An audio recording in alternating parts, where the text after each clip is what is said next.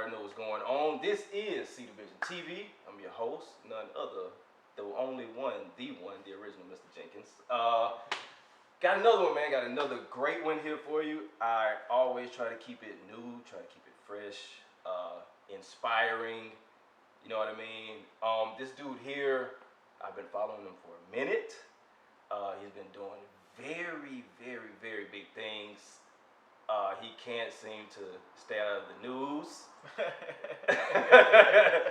among other media outlets. He's been everywhere. He's been an inspiration, even in his short time here, because he's a very young brother, which is probably the most, inspiring thing I can say about him, because there's not a lot of young brothers out here doing the type of things that he's doing consistently. Keyword, consistently. We have none other than the almighty brother King Randall on the couch with us here, man. Thank you for being here. Definitely appreciate that. Not a problem. Thank you for being here. I know you're busy, man, between your duties and your fatherly role that you play. Absolutely. You're very active. I see you. Absolutely.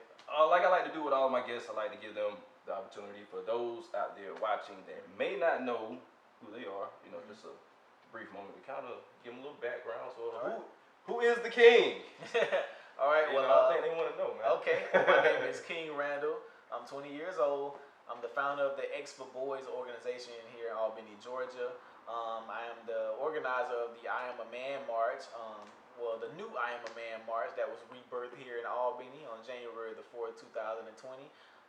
With the X for Boys, I work with young men in the community. We have a book club that we do every Monday. Every Wednesday, we have a bowling team that we do. I have a bowling team with the boys. We do field trips once a month. We just left Selma. We've been everywhere in Alabama, Birmingham, Montgomery, Selma, you name it. We've been to all the museums in Atlanta. I ran a successful boot camp with them last year. I taught them how to change brakes, change oil, change the toilets, ceiling fans. We did painting, cooking, all of that stuff, trying to get boys into the idea of what the traditional man was that could, fend for himself, take care of his women and children and things like that. So right now I'm championing the cause of men's mental health. And this is to get men the idea of talking about some of the things that they've been through in their lives, such as molestation, even being raped, child abuse, all of those things. And those things also lead to other things happening, such as them raping somebody else, or them killing somebody, or them beating their wives, or anything like that. So getting men the idea of talking about their issues, and instead of being silent, we can understand that silence is violence. So right now I'm just championing the cause of men's mental health. I've started a few movements in the city, but right now I'm just mainly trying to work with our children and actually training our leaders instead of praying for them. So. You might have hurt somebody's feelings with that, but we're gonna keep going though. I've always wanted to ask you this. Like you just said, you just ran off a whole grocery list of things that you've done, things that you're active in. I just want to know, where did this passion even come from?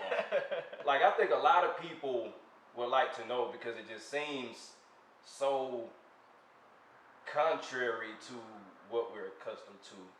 Unfortunately, what we're accustomed to from our young black men, right. Overall. Not saying that everybody is just, a bad guy or a right, bad absolutely. kid, because there really is no such thing as a bad guy or a bad kid.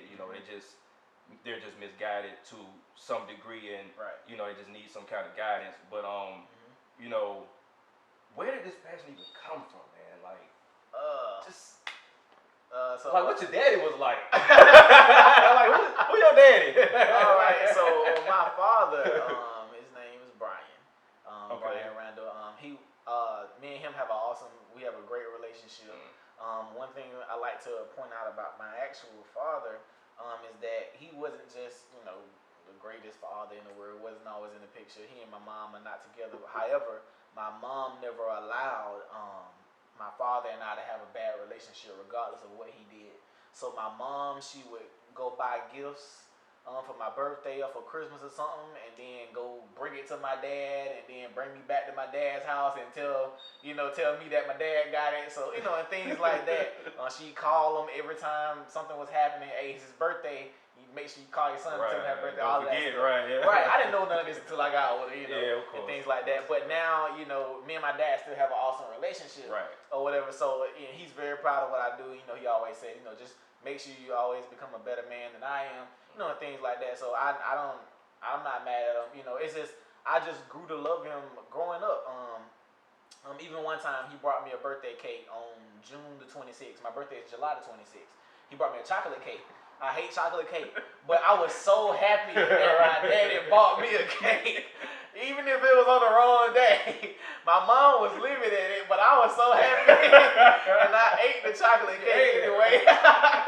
Because he bought it, He came That's one to laugh at, right?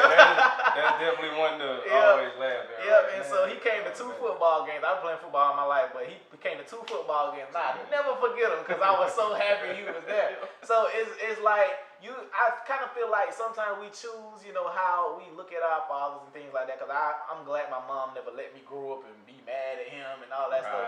It's no sense in that. Yeah. So now we have a good relationship. It is what it is. But now he's to the point where he's trying to be there for his grandchild. My son, King the Second. So he came to the birthday party and stuff and all that stuff. So now I get to see him, being a granddad to him because he's like, okay, I can try to get it right now.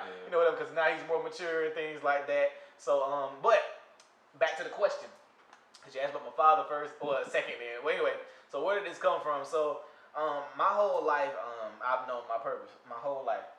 Ever since I was about 2 years old. And a lot of people always say that they want to know their purpose and things like that, but sometimes it's a super heavy weight, and it's overbearing sometimes.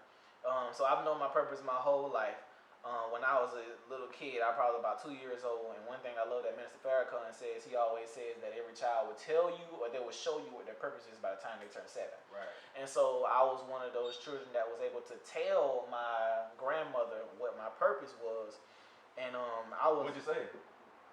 So this is what happened. So when that day we was actually riding down the street. I remember what street we was on.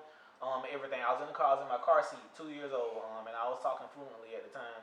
So we was riding in the car, and I don't know what happened that day at pre-K, nothing that. I just remember this conversation.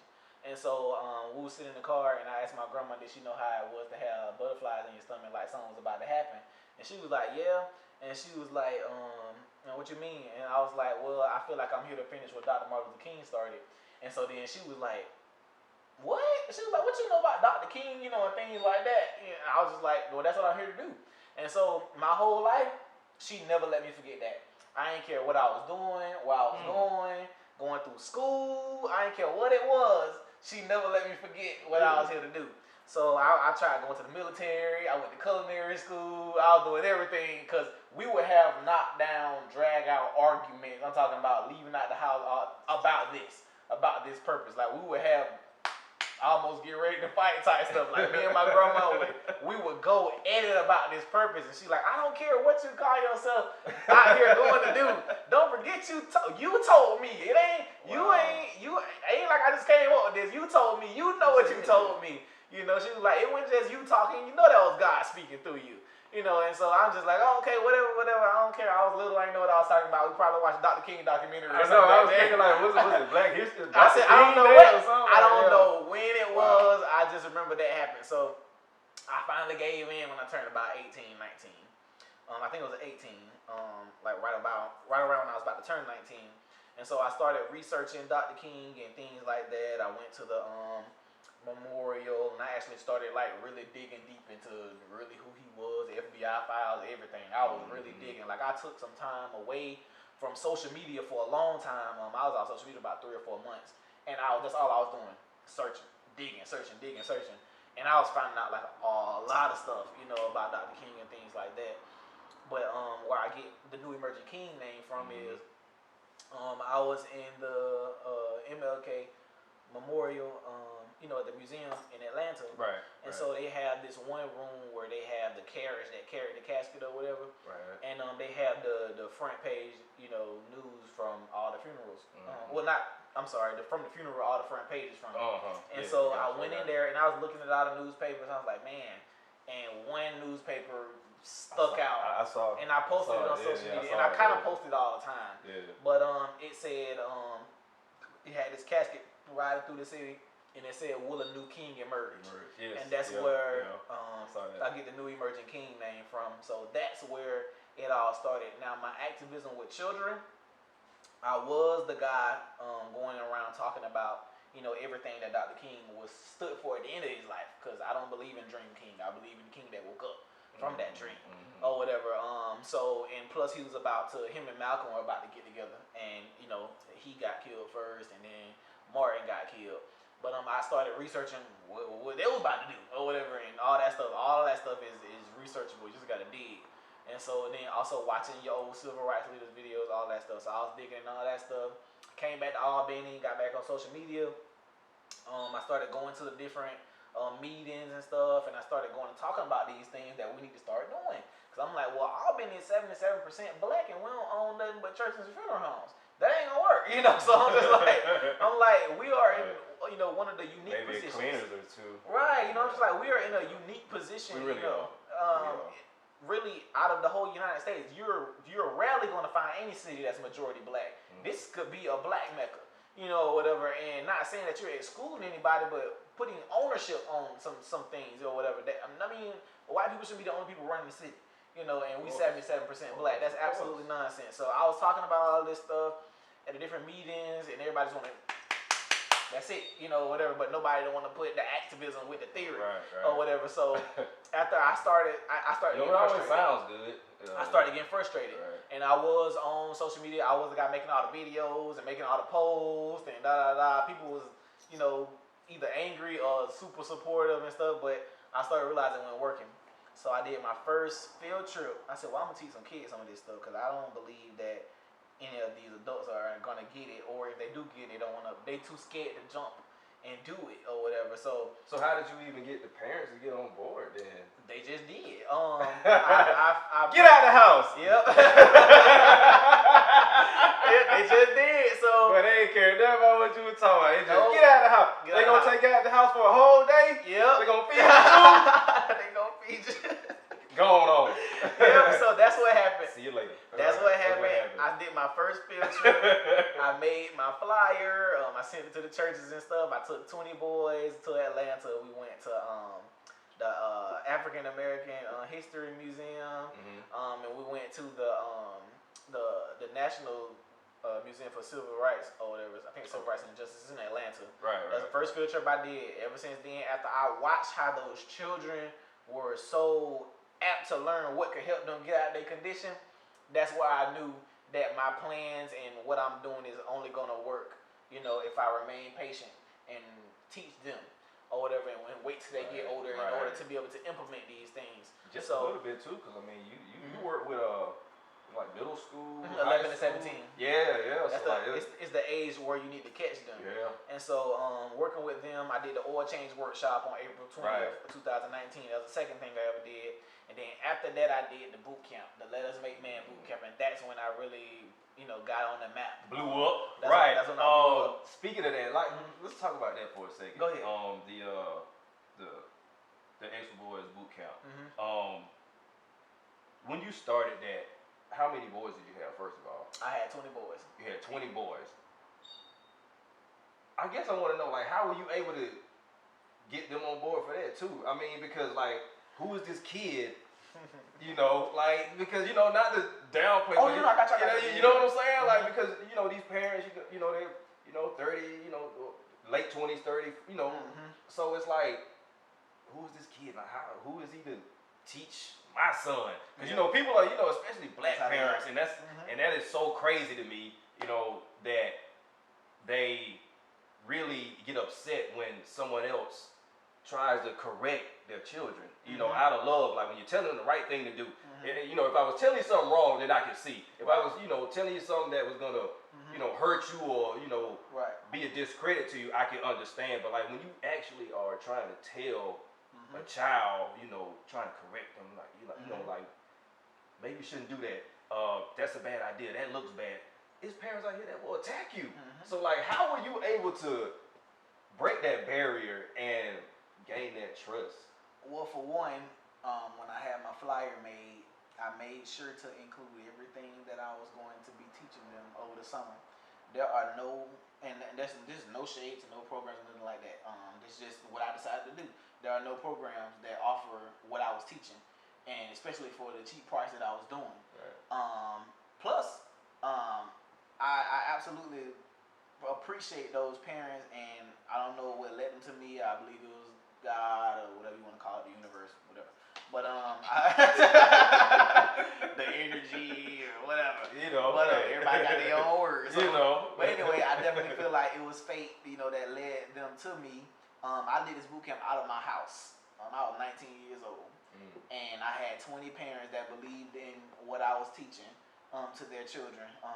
And I still thank all of them to this day for believing in what I was trying to teach those children. So after I started posting, I was posting every day what we was doing. All that stuff, and people was sharing it and all that stuff. And then when WLB decided, you know what, we finna come out there and we gonna do a story on it, because I was teaching them everything. I mean, there was gardening. I was teaching them discipline, all that stuff, Right. And so the discipline was the most fun part for the parents or whatever, because it was bearing witness at home. And so what are some of the things that you saw? Okay. Concerning discipline while we on that, because that's a very big one. Okay, so especially concerning the young man. Oh yeah, absolutely. So after WLB did their thing or whatever, for one, I'm gonna piggyback off of that real fast. So after WLB did that, it went like regionally viral, and it went to other states. It did. So this is why I'm doing the boot camp the way I'm doing it this year. What happened was people was calling me from Philly, they was calling from Texas, Chicago, Atlanta. These people were trying to send their boys to my camp from out of state. And I'm like, ma'am, sir, I have nowhere for them to stay.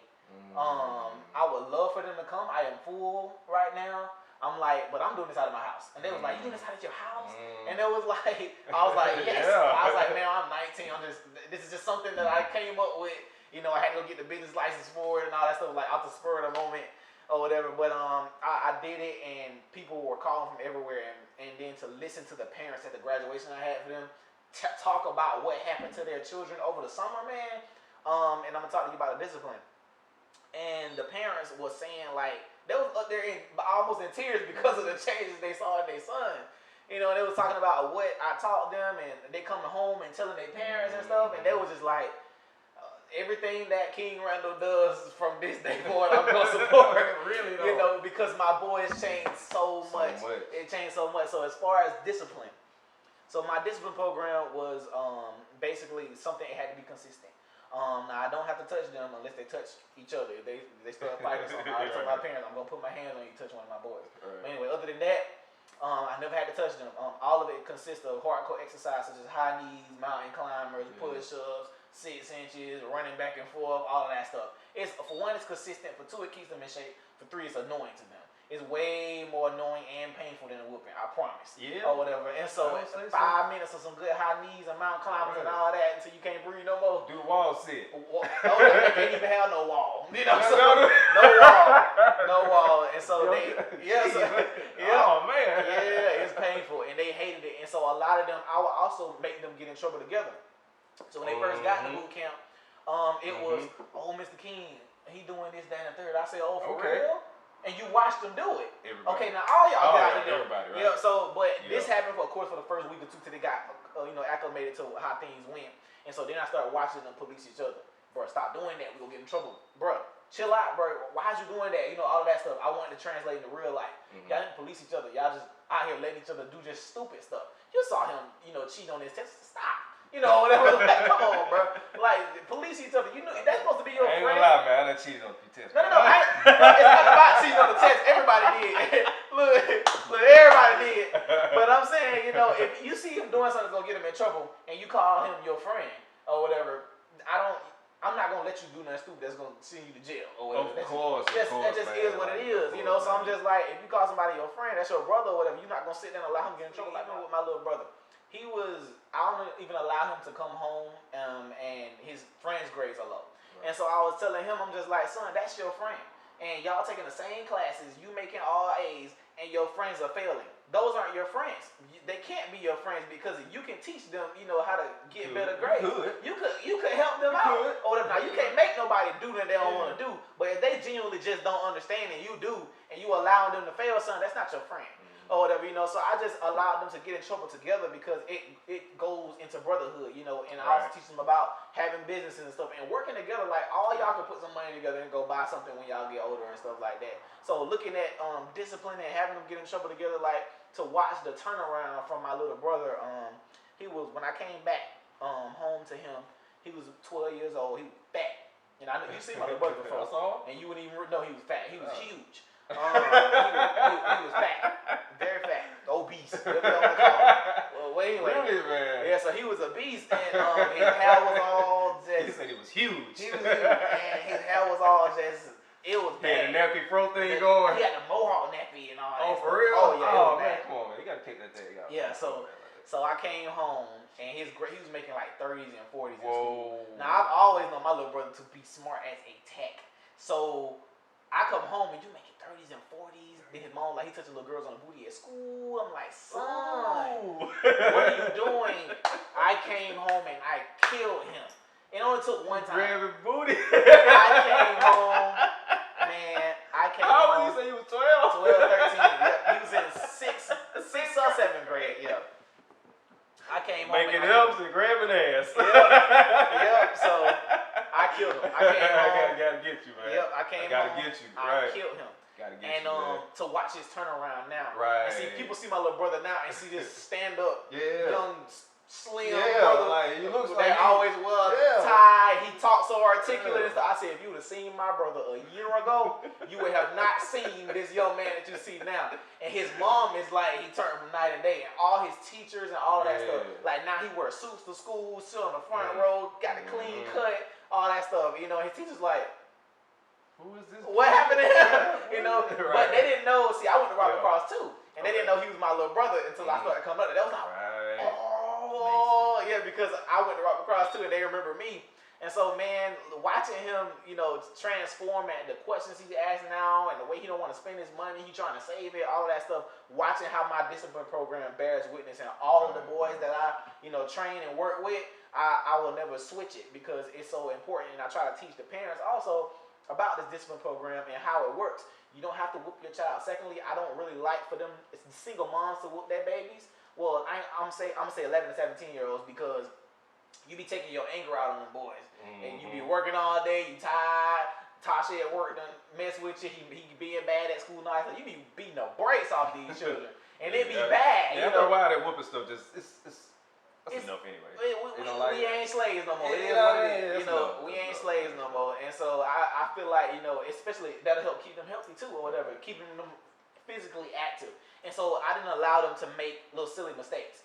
Because as a black man in America, you don't get no second chance. You get one mistake, that's it, or whatever. So I only allowed them to if I say something and you don't say yes sir immediately, he ain't say nothing back. Everybody out the door every time. They be like, why you ain't say something back? All that stuff. But see, when they got home, their parents was like, King, I ain't gotta tell him 2 or 3 times to clean his room. He responding as soon as I say something. He's talking louder now because I had little soft spoken kids and all that stuff. I made them yell everything they said because all of my boys, a lot of them now have this little soft thing. They be like, hey, how you doing? They be talking with their head down and all that stuff like that. I be like, sons, pick your head up and open your dang mouth. Say what's going on. Hey, how you doing? And so what happened now is I made them yell everything they said. But see, when they go out in public, they speak louder now, or whatever. Even my soft-spoken ones, they're not soft-spoken anymore. They walk upright now. All of that stuff, I made them march, all that stuff. They didn't understand what I was doing to them, but now they know why I was doing what I was doing because they move differently now, and so that's why I love what I'm doing with them. Right. Okay.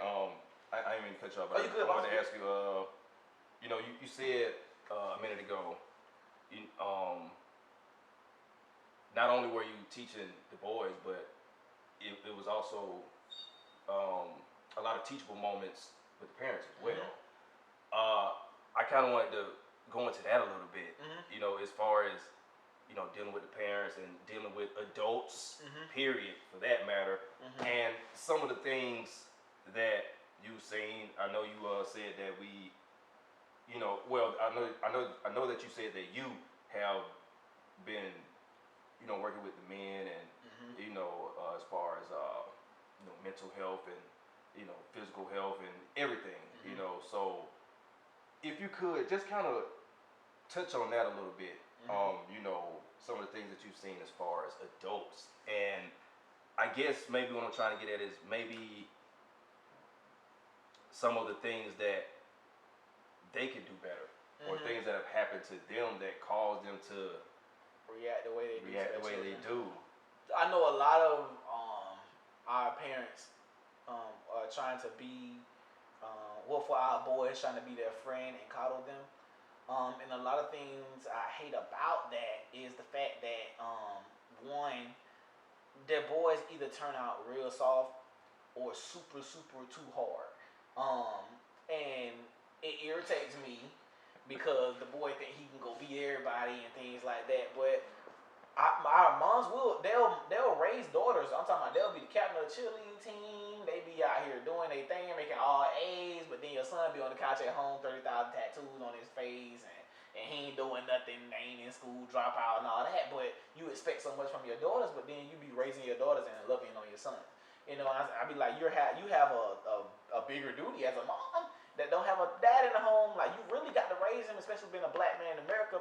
But then that trickles down from the whole Willie Lynch letter, and some people argue whether it was real or it was fake. I don't care what you say. Scientifically, that letter is completely accurate. Yeah, because looking it's at evident. Yeah, you can look.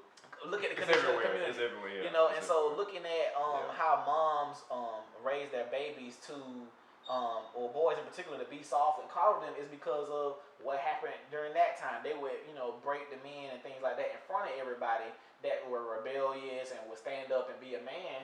And so what the moms would do is, well, I'm not raising my son to be like that. I'm gonna raise him to be soft and listen to master because I ain't got time for nobody to be killing my baby. So that's what that was. And so now it's the same thing, and they're not understanding what's happening. And so now a bigger question to ask my moms is, would you marry? And this might upset some people, but I Mhm. want to know though. So do you think that it's possible for a woman, a black woman, to Mhm. raise a young black man? That's just like asking, can a dad raise a girl? Yeah, he can raise her, but he cannot turn her into a woman because he's not one. So And I feel the same way. And I said it too because, and that's not to take away any credit from women, single moms that do it themselves, Mhm. that show up for the games and the appointments when the father wasn't there. That's not to take away any of the credit. My only thing is, yes, my theory is, yes, you can raise a young boy Mhm. to be Great. a good person. Yep. Mhm. A great person. He could be a good person, respectful, Mhm. but at the end of the day, it's a man somewhere Mhm. That's influencing. that's influencing him. Mhm. You're not the only person. You're not the only person. That's my only thing. And like I said, not to take credit away from the women, but it seems like you know you try to take all the credit. Right. But all I'm saying is, like, I guarantee you that if you were to go and ask that boy, your son, that you've raised into a good person, was there any other male influence that they looked up to? Was there somebody that they knew? And I'm willing to tell you that they are somewhere. It's And also, what I like to it's undeniable. Well, for one, like I was about to say, the question that I feel like every single mom should ask themselves while they're raising a child is, would you marry the type of man that you're raising your son to be? Mm-hmm. And I'm like, if you wouldn't marry that man, you are creating a problem for somebody else's child or whatever, somebody else's daughter. So I feel like you know what type of man you want to take care of you and all that. Raise your son to be that type of man. Type of person, So you can't do that backwards or whatever. But as far as that and women having credit, absolutely. But there was a man somewhere in his life, because even when parents or moms be like, oh, well, something happened to him, I didn't raise him that way. You probably didn't, but social media did. TV did, his homeboys at school did. You're not, no, the community is raising your child. Another reason I work so much in the community is because I have a son. And there are things that I need the community to be doing when I'm not around to make sure my son is okay. Because I'm not going to be there with him 24/8 or whatever, you know, or 24/7, but I say 8. I know what you mean, yes. But I know some people are like, oh, he said 24/8. You know, I know how folks is trying to make it like you stupid. I know, right? But yeah, I work in the social community. Media police, right? But I have to be in the community because I feel like in order to be a father, you have to be concerned on what's going on in the village too. Of course. You know, this is the village where my son has to be raised. So I need to know what's going on down the street. I need to go what's going on in the mayor's office. I need to know what's going on at the school. All of that. I need to know what's going on everywhere because he's gonna be there. Or whatever, he's being affected by it somehow. You know, so imagine if all fathers thought that, you know, thought to make sure every area of the community was safe. Because most parents nowadays, well, if it ain't going on in my house, you know, I'm just like, but they have to go outside of your house or whatever. So you're not the only person raising them. You have to acknowledge that his teachers are raising him, his little homeboys is raising him, TV is raising him, social media is raising him. All that, you gotta pay attention to all of that. Yeah. But you gotta make sure, right? But you gotta make sure you're having a bigger influence on them to make them the better person and watch their male, you know, influences. But I don't believe that, you know, a woman can just raise a man to be a man, you know. But they'll try to say that, oh, well, he ain't had no father figure, he's a great man, but he had some. There was some male influence somewhere. He was somewhere. I don't care if it was a one minute person. You know what I mean? He was somewhere because as a child, if you was raised by your mom like me, you find that one person. You probably see him one time or whatever, but I want to be just like him, and you gonna model yourself after him because that's what boys do. Boys are trying to find a male to be like or whatever. So even looking at my boys, and I try to emulate what I want to see in them. So now my little boys, they're at school trying to wear shirts and ties and cut their hair off, all that stuff. And their parents are like, well, he want to dress this way now and stuff like that because I'm emulating what I want to see in them. I don't tell them how to dress. I don't tell them to cut their hair, none of that stuff. They just want to. I see Mr. King in the condition. I like that. You know, so I need to be like that. You know, right. He's trying to show me how to get out of my condition. You know, so that's why I really appreciate what I do for them, and I appreciate that parents believing in what I do and things like that. So right now, I'm just trying to get the ball rolling and get ready for the summer boot camp next year because it was requested so much that it be overnight. So this year they're gonna be staying with me for 2 months, and so I'm getting all that stuff together. Yeah, I got a lot of stuff I'm trying to get together for that. There won't be no phones, no social media, no TV, no video for 2 games. months? 2 months. Whoa! Yeah. Hold up!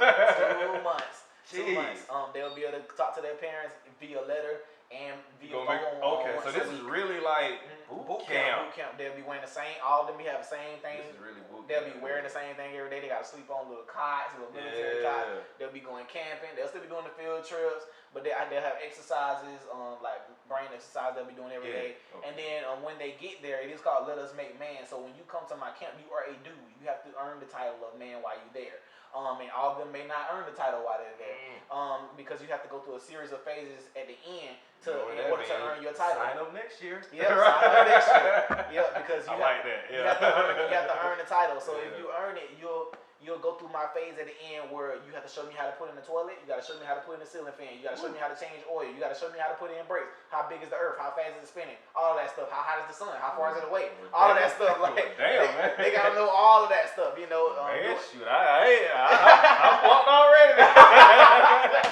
It's just in my opinion what I feel like the traditional man need to know. You know, so I like to work on all my stuff. I'm traditional. I put my own roof in. I can change some oil in the tire, but damn. Well, you lost me with the rest of that stuff. Yeah, but they will all leave doing all that stuff. They'll be reading while they there, doing math, all of that stuff. Like, of course, they're gonna have STEM while they there. So I'll be making sure they stay up to date on their schoolwork and doing stuff they need to know, all that stuff, stock market, all of that stuff, real estate, business, all of that. They'll be doing all of that for 2 months. No phones, no social media, nothing. I want to send back home some truly new boys. You know, so I'll be working with juvenile court. Juvenile court wanted me to do it year round. So I'm working on that because I remember you said they reached out to you. they reached out. They want me to do it year round because there's no other rehab, no type of programs for boys to go to for juveniles. And I would be the only program in the city for that. Wow. So I'm also going to ask them to help me with funding for that because I need it. If people think stuff is done for free, it is not. Or whatever. A lot of stuff got to come out your pocket. So, but yeah, what you got next? Speaking of the, Let Us Make Man, I just want to get into the March, because we have to speak on that. The I Am a Man March. It was an event that kind of piggybacked off of, like you said earlier, Dr. King, and some of the work that he did here in Albany, Georgia, during the Civil Rights Movement in the '60s. I Am a Man. First of all, let me just say I was there, and before I ask him any questions or before we go any further, let me just say first of all, let me congratulate you. I was there. I was blessed with the opportunity to actually speak on the panel. It was a panel of several brilliant brothers. It was like 5 or 6 of us. I was blessed with the opportunity to speak on the panel before the official march kicked off, and the whole day was just nothing but love. Like it was pure, heartfelt understanding, thoughtfulness, camaraderie, just brotherhood. Like it was a good day. It was a beautiful day, and we had brothers from all walks of literally faith and belief. We had the Hebrew Israelite brothers. We had the Muslim brothers from the NOI. We had the Christian brothers. We even had some non-believers out there. The atheists. And it was powerful, man. Like I cannot even deny it. You spoke, the brothers, Brother Aaron from the NOI, he spoke. That boy smooth, man. That boy cool, man. I like him. I like him, man. Brother Aaron, he spoke. Who was the brother from the Hebrew Israelites? What was his name? Brother Matthias Israel. Brother Matthias Israel. Shout out to him. Shout out to his reader too. I don't know what his name was. But they both did their thing. Everybody spread nothing but love, good positive messaging, good imagery, things to remember, you know what I mean? Just the whole experience, it's just unforgettable, is what I'm trying to say. Touch on that, man. I know I done said a lot about it, but like, if you could, in your own words, just describe that, what went into that, thinking behind that whole thing, and putting that together, because that was major. It was that was very major, man. Well, for one, remember I told you my purpose. And that was something that he, Dr. King wasn't able to do because he was killed right before he was about to lead it. And they still went on with the march, the Memphis sanitation strike. And it was going on for a little while. It was going on for a while. And so my idea for I Am a Man, because it's a civil rights slogan, was the fact that we're going through mental health issues and things like that. We need rights to our children as well. So I'm a man, whatever. Let us talk about that. Let us remind the status quo who we are. So that was that. But to see those men, we had over 150 guys show up. We was deep. And that's all the names that I counted, wrote down. That remember to write the law. Everybody ain't right now. They didn't. Everybody ain't get to write it. But I got all the names of everybody that showed up. But we made history. We are right on Google beside Dr. King. You type in I Am a Man, Albany, Georgia. All of us show up. So we made history here in Albany. in the city that Dr. King, quote unquote, failed in, we made history. So that's what I love to see. But to see everybody from all the different religions, the Hebrew Israelites, the Muslims, the Christians, the atheists, everybody was out there, and it was full of love. It was full of love, and to see the turnout, it was completely awesome. I'm just ready to see March 2021. I'm ready to see I Am a Man March next year. That's what I'm ready to see. Because I definitely know it's going to be, now that people have seen it happen, they're like, oh, we got to go be a part of that. So I'm definitely ready for next year. Definitely ready for next year. Yep. Fatherhood. Oh, yeah. I would, I'd be wrong if I didn't ask you about that. You know, I gotta ask you about this. Okay, so fatherhood. You are a new father. I'm the first. Your first child. Mm-hmm. I'm a father as well. Mm-hmm. First child. Our sons are like around the same age. Yeah, they are. They are around the same. When was age. your son's birthday? Not June. January 28th. January 28th. Okay, my son is February the 11th. Mm-hmm. Okay, so what has that whole experience been like for you? How did it change you? How did it change you? And I also want to ask you why you may think that it doesn't change other men the way that it's changed you. I was going to touch on that. So it's been an awesome experience. I have a great baby. He don't cry around me. Me too, man. He don't He's so cry. cool. Yeah, he don't cry and all that stuff. I mean, I love him to death.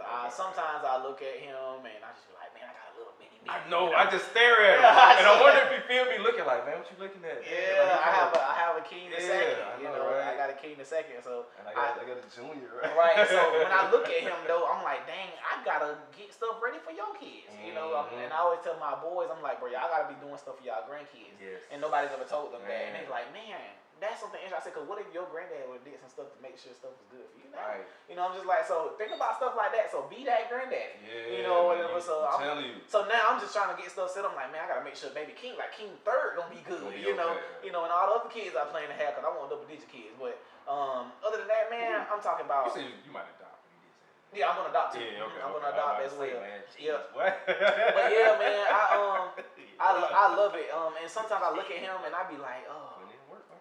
Yeah, yeah. But yeah, I wonder. I'm just like, man, I don't understand what could, make somebody not want to take care of their baby or disown it or something like that. But at the same time, again, everybody wasn't taught. So sometimes I just don't get upset with everybody because they were never taught. They didn't have no daddy. So how am I supposed to expect them to be one? Whatever. So it's just a lot of stuff, that I try to put together to make sure that I don't just judge somebody because of how they are. Because everybody's away, for reasons, that I may not know about or whatever. So if people don't want to take care of their kids and all that stuff, I just hope, there's somebody that can, fill in the gap, because you can't make anybody do anything, and sometimes, again, people would like to get up and say, oh, deadbeat dad, this, deadbeat dad, that, but sometimes it's just the cards they were dealt, whatever. And sometimes I was watching this story, and this person was so upset at their dad their whole life because they never was in their life, right? And so when they finally met their dad, they realized they ain't even like their daddy. And so they was like, man, that probably was God's way of making sure that I didn't turn out like this or whatever. But I looked at it, but I was like, that kind of make a whole lot of sense. Because even though I love my father to death, but I don't want to be like my daddy at all. Yeah. And so I'm just like, well, maybe that was the universe's way of making sure I didn't turn out like that. Or whatever, I don't want to, believe me, I don't want to be like him, but I love him to death. But I don't want to be like him. So I look at stuff like that and be like, I hate that though, man. Yeah. Like, I really hate that though. I hate that it's like that for so many young people. I won't even just say young men, like even with our young ladies, our females. I see it's a lot of hurt. Absolutely. When it comes from dad. It's a lot of hurt. You can tell. It seems like people kind of try to downplay those feelings, like I'm over it. I ain't knowing no way. But you can tell, and it's so obvious.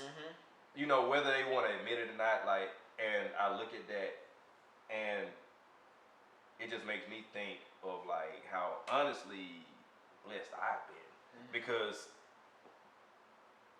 there were moments when things were kind of shaky with my dad. He and my mom, they are not together anymore. They divorced as well. But it's kind of like you said. My mother never allowed me to have ill feelings towards him. She never talked down about him in front of my brother and I. She never, cursed him out in front of us, or she never did anything to make us respect him any less, or value his role as our father any less. Like she never did that. She never put him down, and so I sit and I think about that so many times, man, and I'm just like, wow. And I just hate it because it's just so much of that. Like it's a lot of that. Like it's more than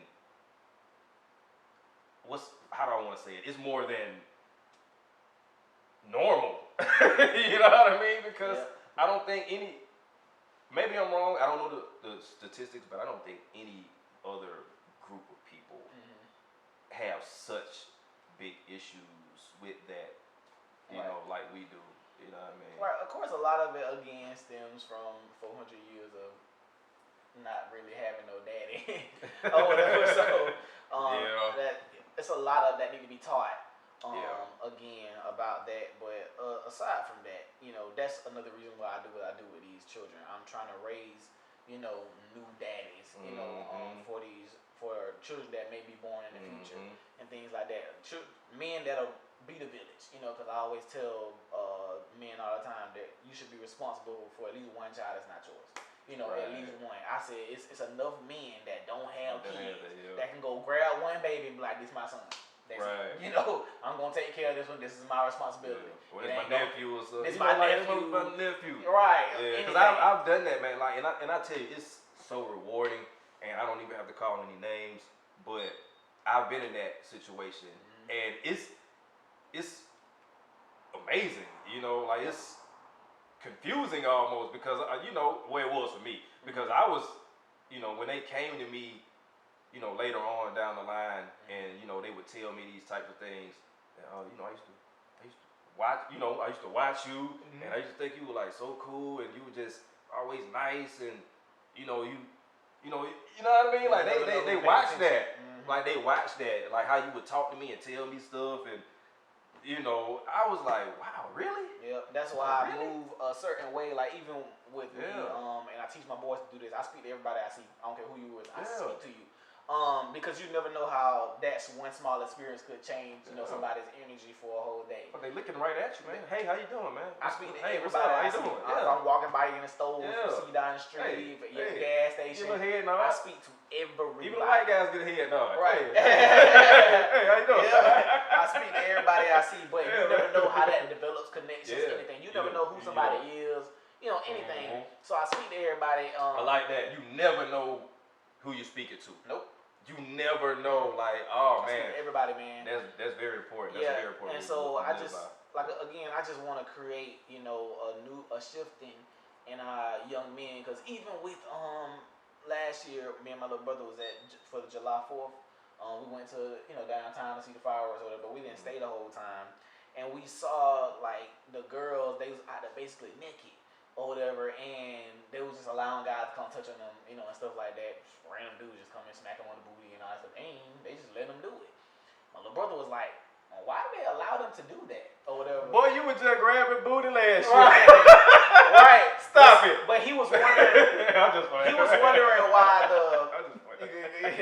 But he was wondering why the girls were allowing it. That was the thing. Yeah. And I was like, well, for one, they in hindsight, right. And I'm like, but for one, they ain't got no knowledge of self, and then for two, or whatever, it's what they would think our men want, or whatever. It's what they see, kind of. It's like, oversaturated with men that just want to see booty and boobs and all that stuff like that. It's oversaturated with that, so that's what gonna be oversaturation of. Yeah, you got good women that don't believe in that, blah blah blah, but it's only oversaturated men that want all that stuff. So if you flip the role and it's oversaturated with men who want to see stand-up women and want to see with your clothes on and want to see you up standing, got your own business, got yourself together, all that stuff, then they're just gonna gradually start going towards that. Every no good woman was made by a no good man. And that's what I was taught. And so if our men stand up again, then our women will, in their condition will, become greater.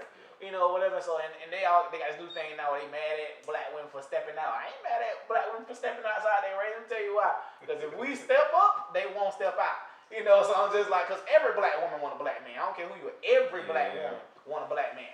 The only issue is when they had so many experiences. That girl on Dr. Phil was tripping, man. Oh yeah, I seen that, man. She thought the girl thought she was white. Man, that girl was tripping. I think that was just publicity. Ain't no way. So they made that up, man. They made that up. That was nonsense. Weird. That was nonsense. But yeah, man, I just feel like, if I, am creating, different men, for our women to want and things like that, then I feel like the condition of our community will be greater as long as our men are standing up. Because we lead, that's just by nature. We lead. So, that's all I got to say about that. That's all I got to say. So let's go ahead and kind of wrap this thing up, man, because we've been talking for a minute, man. Long time. This has been a very good conversation, though. I'm glad that you can make it. Very good. What's next? I know you said you got the boot camp. Yes, the boot camp coming up for the summer. So that's what y'all still doing the book club too? Everything is we do still book club every Monday. We do the bowling every Wednesday. Right now, I'm getting ready for the Silence is Violence Men's Mental Health Awareness 5K walk run doing in April. It's gonna be on April the 4th. So it's gonna be in the name of men's mental health. However, men and women will be able to participate in the run or whatever, because it's still in the name of men's mental health. They was trying to sneak down there to the I Am a Man march. Oh, they too. snuck in there. I saw some of them in the pictures. I don't know what they did. Yeah, but they tried to jump in. But at the end of the day, that march was just for our men. And if I would have allowed women to come, they would have outnumbered us. And that's just. I didn't want that. I didn't want that look for our men. Whatever. But as far as this 5K, that's for everybody participating. Everybody participating in the 5K walk run. It's in the name of men's mental health. It's Silence is Violence. So I'm going to try to get that trademark, the whole Silence is Violence, men's mental health awareness. Try to get that whole thing trademark, get shirts and all that stuff like that. Silence is Violence. So I definitely want to get that taken care of. It'll be $10 to register, and I'm trying to do teams. So if we can get teams, no matter how many people on your team, I can do. It'll be $100 a team, and then $10 per person. That way, all the funds will go back to the X for Boys, because we are trying to fundraise for our boot camp, because it's not gonna be free. It's not gonna be free. They're gonna be staying with me. I gotta get showers put in the building, all that stuff. It's gonna cost a little money, but to get it started up. So, like I said, that'll just be $10 to register. It'll be on April the 4th. We're having it at Maple Park. East Side. CW Heat Park. So we'll Maple Park for all the folks that know it's Maple Park. But yeah, we'll be there on April the 4th. So I'm just getting a few things in the background put together for that. But yeah, that's what we'll be with that. I'm trying to get some people to come down for the run. It's gonna be. I think it's gonna be a blast. We're gonna have a lot of fun. I'll have on-site counselors and therapists for our men. I'll also have the child legitimation services out there again. All that stuff, and voter registration out there again. So I want to make sure men have a reason to be there, and they got something taken care of while they were there. So we ain't just out here taking your money. You coming to run? We got some business to handle, man. So we not taking your money. You coming out here to run? Nah, that ain't it. We get stuff taken care of. And it's the first event I've ever done that I'm charging for, and it's only $10. So. Because you don't charge anything. I don't charge. I like to make sure everything is free. The only thing I have to charge for is our field trips for my boys. But honestly, half the time that's not charged because I have sponsors. That sponsor our boys. Sometimes they do, sometimes they don't. Is what it is. But most of the time I try to keep everything free. Everything. I try to make sure our boys have something to do and have some type of influence at least once a week. It's the only thing left is up to the parents to bring them. That's it. Gotcha, man. Man. So, how can people get in touch with you too? Okay, so everything is New Emerging King. Twitter, New Emerging King. Facebook, New Emerging King. Instagram, New Emerging King. Snapchat, New Emerging King. My website, newemergingking.com. Email king@newemergingking.com. Everything is New Emerging King. Gotcha, everything. So if you need to reach me on anything, is New Emerging King. Gotcha, man. Absolutely. Like I said, this has been a very, very, very good conversation, man. Yes, sir. It was awesome. Like I say, thank you again so much for coming and giving me your time and us chopping it up. Appreciate it. King Randall, the first, the one. You know what I mean? Very, very good brother. Like I said before, awesome guy doing very, very big things in the community. I wish you nothing but continued success and growth. You know what I mean, on your journey, as well as all the young men that participate. Same thing for them. Continued growth and learning and understanding, man. Yeah, man, this boy bad. I'm telling y'all, man. Trying to tell you, man. Y'all need to make sure y'all go follow him at all of those sites that he mentioned, so y'all can keep up with the movement as well. You know, he got celebrities that's jumping on, and you know, soon to be sponsoring. You know, we just gonna speak that too, because John Cena just followed me. I saw that. You know, he got John Cena, T.I., Ocho Cinco, Chad Johnson. You know, did the video, the salute video for you. Like, man, you coming up, man. Like people really see what you're doing, man. Just being consistent. That's all. That's the main thing. Keyword. Like I said earlier, you ain't gotta have like all the followers in the world if you're consistent. Because I ain't got but like 100 and some followers on Twitter and 1,000 on Instagram. But the right people are seeing Hill Harper. Yes. Hill Harper. The right people are seeing. You know, still gotta get that Skype. That Skype video. Gotta get that. The only thing I'm having issues with is his booking manager she won't email me back. That's the only issue with that. Man, girl, pick up the phone. Email me back. Yeah, so that's the only thing. He want to do a Skype video with us, but I cannot get her to email back, and he's so busy he can't schedule it on his own. You know, so I have to go through her. So I've been trying for the longest, but but I'm still gonna keep on emailing because my boys do want to see it because I had already told them. I know, right? Yeah, they really want to see him. So keep on playing now. He gonna fire you now. Yeah. Real. Cause soon as he blow, he gonna be like, "Why didn't you give me that Skype interview with the?" No, it ain't his fault. That booking manager. I know how people is. That's why I say she gonna get fired. She keep playing now. But anyway though, yeah, man. Like I said, thank you again for coming. Yes, sir. Appreciate it. King Randall, this is See the Vision TV. As always, don't just see the vision, be the vision. Make it happen for your damn self. You know, self-motivation. 2020, self-motivation, new growth, new understanding, teaching, learning, the whole nine, man. We evolving, man. Like, absolutely. This is the year. You know what I mean? This is it right here, man. Absolutely. As always, be sure to follow me too on all my social media too. You know, See the Vision TV, everything. CDivision.tv, my website. Also, check me out. All of my old interviews from the past. Check out the store. Buy you a couple of T-shirts, maybe a hoodie or a hat or something like that. Because I need the money. That episode on Family Hustle was supposed to air in February. Yeah. Okay, so my man King Randall, he wore one of my See the Vision T-shirts up in Atlanta when he met T.I. and my gear will be cameoed in an episode of T.I.'s Family Hustle that airs on VH1. I think it's VH1. Yeah, VH1. Yeah, right. So y'all be on the lookout for that. Make sure I screenshot that and brag to everybody when I see it. happens. You know what I mean? I'll send it straight to you. You know what I mean? So man, we doing it like that, man. Big things for everybody, man. So until next time, y'all stay tuned.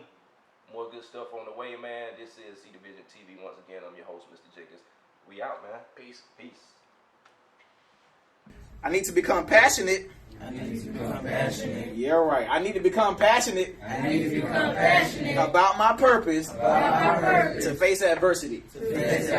I need to become passionate. About my purpose. To overcome adversity. I need to become passionate. About my purpose. To overcome adversity. We got it? Yes, sir. All right. We good for today? Yes, sir. Any questions? No, sir. Cool.